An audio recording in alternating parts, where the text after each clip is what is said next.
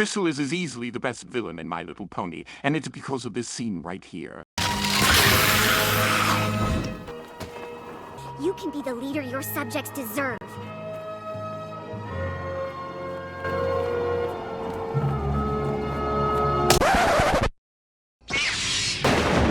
Get your kid's ass out of here. Hello, I'm Discord, Jedi Knight. I said best villain, not character. G4. You know as well as I do that the best character of MLP to me is Discord. But despite his amazing role as an antagonist in his first appearance, he's more or less a pesky director of chaos than an evil villain. Boy, oh boy, just wait till I get to that video. But let's dive back into the subject. When it comes to MLP villains, we have a long list of them to choose from. Some not even villains, just your average selfish protagonist. But evil can also make for a few great villains. And you'd think, because I like the entire Darth Vader storyline, that someone like Starlight would be my favorite. Another video I plan to do. Don't you worry. But the reason why I like Chrysalis so much is simply because of her resolve to do what she perceives is right for her kingdom. This lesson teaches kids that while you should always look to your leaders for guidance, you should also think for yourself and not be a drone like the other changelings. Sometimes a different way, a different path, is the right one to take. And while there are many willing to take it, there will always be those who are unwilling to. And it is these people that we must certainly pity not hate, but pity. And this doesn't mean that the lessons of the old ways are always wrong. For a good example of this is Thorax's brother relying on the old ways to protect his family while also embracing friendship. There is a fine line between thinking for yourself and just being a drone for either side of the argument. It's the ones in the middle, the ones who can take the lessons of old and the changing of the world and find a balance that for themselves can truly find freedom. Abandon some of the mistakes of the old ways and recognize what is also right about the old ways. Change what you need for yourself and your own thinking. That is the truest way to live free, but never forget the lessons learned from the past. Chrysalis, in this moment, thanks to Starlight of all characters, has a chance to learn this. And I love that it is Starlight who does this because she can see her own mistakes through the actions of Chrysalis and choose it to not only be better but hold at a hand of growth, or a hoof of growth, lol. But yeah, Chrysalis refuses, and so she loses the trust of her own kind and the chance to find happiness. She then goes a little crazy due to her being alone, which because of her own arrogance, she refuses to change. This is someone who holds a grudge. This is what happens to you if you cling on to hatred in the dark side. Yes, even if you fall to the dark side, as I did myself at one point. It was back in my days as a Star Wars fan, but I already did a video on that topic you can check out after this one. But just like with Luna, or with Starlight, you can choose a different path, you can choose redemption, but it is your choice. And I like how Chrysalis shows people just what happens when you don't choose that path. To forgive not only yourself and others, but to learn how to be better. She is, in the simplest sense, an ironic character.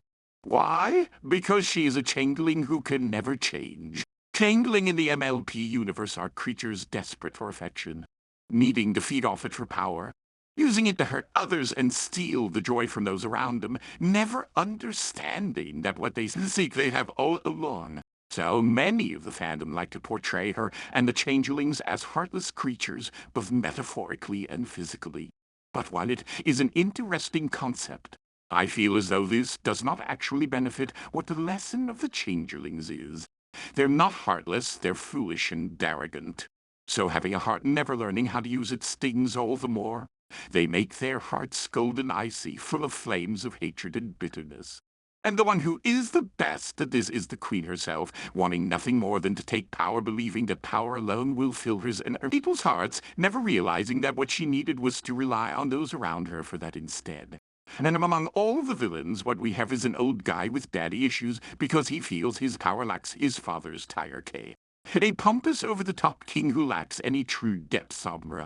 An annoyingly lucky child who's gone off the deep end, cozy glow, and the villains who never understood the meaning of the show.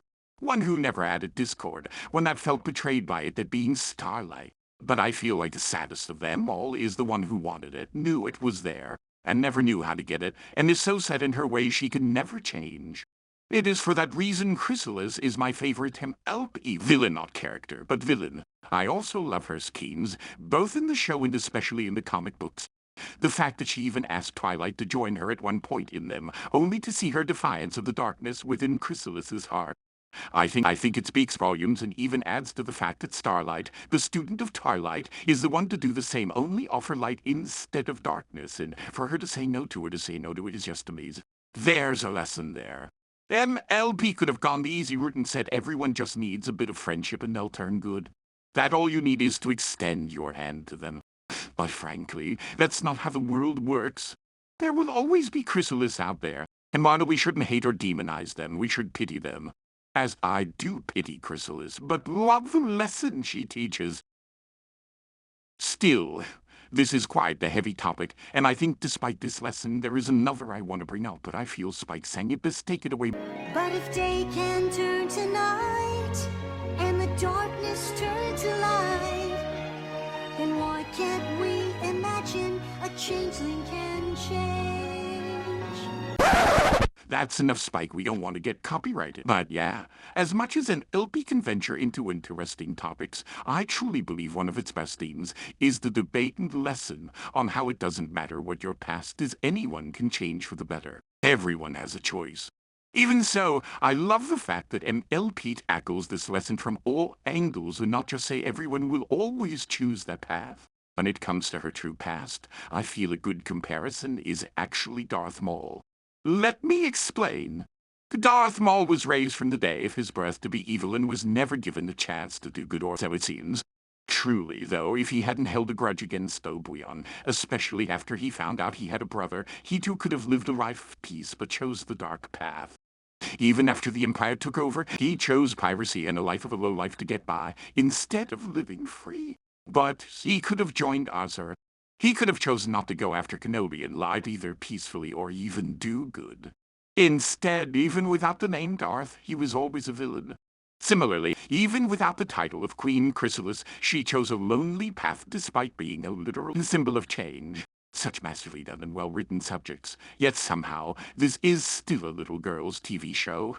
Kids' shows are always fascinating to me in that way because of the lessons they can convey, and Chrysalis is certainly a great example of this. In the end, while she isn't my absolute favorite character, she is a fascinating deep dive.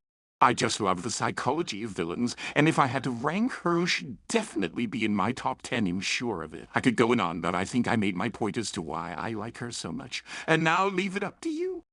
What do you think about the character of Chrysalis? Let me know in the comments down below, and for that matter, the comparison to Starlight Glimmer, who will be my next character I want to take a look at.